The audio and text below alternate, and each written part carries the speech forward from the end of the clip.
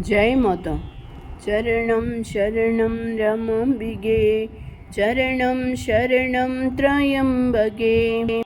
As he advances in sadhana, the buddhi blossoms as determinate intellect, and the sadhaka is enthroned in an awakened consciousness to traverse the higher realms of knowledge. At the time of avatar, the path of bhakti is the most sublime of all paths, as also the easiest. To love Mother, to adore her, and to be constantly established in Mother thought brings spontaneous purification of the mind. Bhajan, Namajapa, and all other devotional sadhana form as it were a golden chain establishing the inward link with Mother, where intuitional perception dawns that Mother is the indwelling Atman. The power of Maya, with all its delusions, vasanas, and bad tendencies, melts in the effusion of pure bhakti and bhava, which invokes Guru's redemptive grace. The Jnanottara Bhakti is the lighted pathway to the ultimate goal. From this Jnanottara Bhakti is born the potent force of Nishkama Karma. Householders have to function in a world of duties, attachments, and moral obligations, a prey to insatiable material desires. There is no end to action as it is the nature of life energy.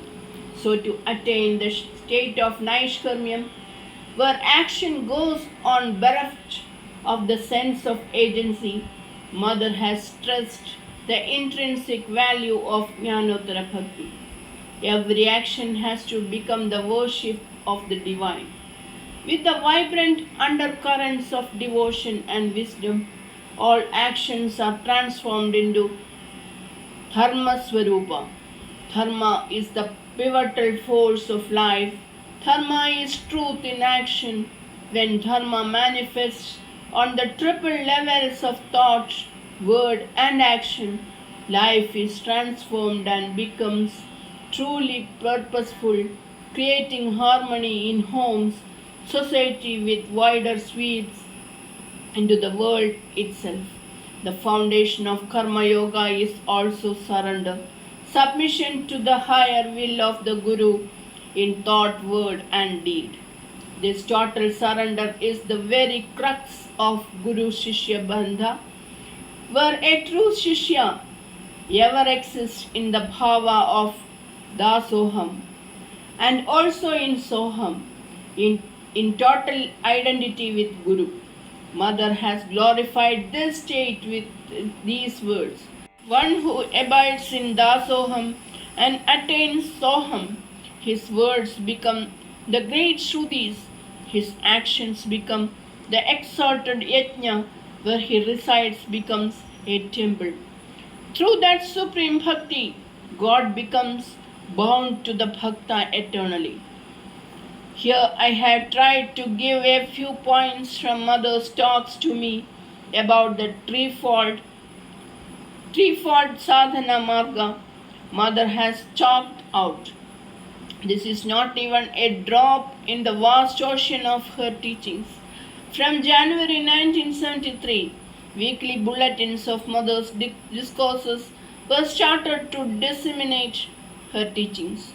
These bulletins contained in detail the wide sweep of her wonderful messages, elucidating the highest Vedantic wisdom as well as the subtle truths of practical spirituality. A quarterly magazine in English, Shanti Deepam, had been started from Ahmednagar even before the inception of Shaktinagar to propagate Mother's teachings. The next year, 1977, was crowded with events. The sadhana sessions flourished with more and more people coming for it. The celebration of Mother's birthday, 4th of March, was a week-long festival. Guru Purnima in July. The Navaratri celebrations were occasions when all basked in the blissful proximity of the Mother. Initiations were given to large groups of devotees simultaneously. It was a sign of the inexhaustible power in her, which made possible the granting of the Mahavakya Upadesha to so many at once. Now we know she was rushing to finish her work of regeneration. A most memorable event that year was the birth centenary of Bhagavan Sri Krishna Bhagat, which was celebrated in Shaktinagar on 27/11/1977. One by one, the events ordained by Mother were coming to pass. The centenary celebrations were a blessed event for the thousands of devotees who gathered for the holy event. From the time of the opening of the Bhagavan Memorial Hall, his picture was placed in the hall and daily worship was performed there. But during the centenary celebrations, a Krishna Shila Vigraha of Bhagavan was made by a famous sculpture, and that was installed with all auspicious rites in place of the picture. It was a celestial sight to see Mother performing arati and garlanding the statue. This was the appropriate homage to one who was part and parcel of Mother, who came with Mother for the purpose of her divine mission as her chosen partner. Mother had declared that once he will be worshipped, and that came true, for he was a divine part of her, and where Shakti is worshipped, there Shiva too has to be. I was blessed by Mother to bring out a book, Mother and Bhagavan, during the celebrations. It had glimpses of their life at Tellicherry. The first copy of the book was offered at Mother's feet. She was in a most gracious bhava, for reverence to Bhagavan always brought joy to her. Mother had once told my husband, he, Bhagavan, is the divine altar of my worship. So how much of added reverence you must have at that holy pedestal. Those who do not honor Bhagavan will not be worthy of my boundless grace. So that daily worship is going on even to this day of the one who is eternally with Mother. The year 1978 began with a unique event which was not understandable to us then.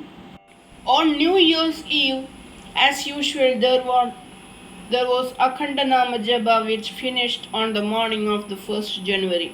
The Japa was held as usual at Madhunalayam. To the joy of all, Mother came for the Arati. After the Arati, to our surprise, Mother started walking to the temple. Everyone followed her. After Arati there, Mother in a grave and silent mood started Pradakshina at the shrine, paying obeisance to Devi Ramambika every time she went round. We knew her health was not good, and as the slow-moving Pradakshina went on, it wrung our hearts. Sorrowful thoughts came. Was Mother atoning for her faults and shortcomings? Silence and awe prevailed. Still the Pradakshinas went on. Was it for global welfare? Was it for intervention in the sufferings of humanity? None knew, but pain and sadness pierced each heart. In silence, Mother left for Madhunalayam.